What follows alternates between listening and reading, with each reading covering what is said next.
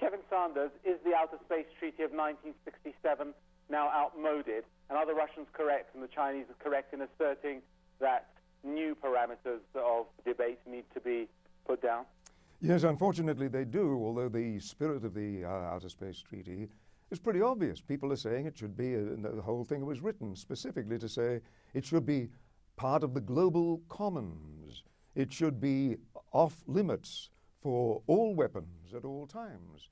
But it's clearly been violated. In fact, the one element of the space treaty was the ASAT, the Anti-Satellite Weapons Treaty. And Bush has now pulled out of that cavalierly and thus opened yet another danger. So yes, the treaty or treaties pertaining to outer space really need to be tightened up to stop all sorts of loopholes that have been explored here. And by the way... Are you suggesting, Mr. Sanders, that because the United States took that unilateral step to withdraw from ASAT, that people then went along, like China, which fire-tested an anti-satellite missile itself in January? They then said, well, it's a broken treaty, so we don't really need to pay heed to it anymore. That's one of the tragedies. And other nations, other space nations may be able to do this.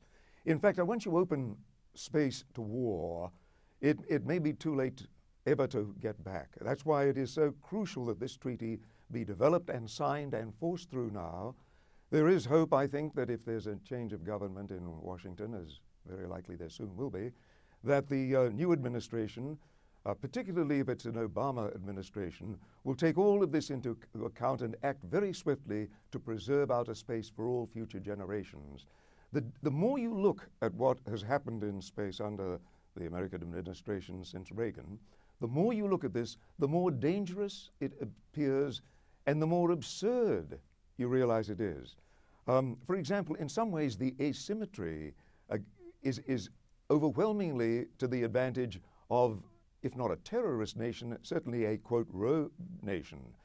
Any nation that can shoot something into outer space can wreck any satellite or space station or a weapons system or anything in space with a bag of nails launched in reverse orbit, which would then spray out, even if it misses the target, it doesn't matter, because the nails endlessly spray out, making ever larger areas of space permanently uninhabitable.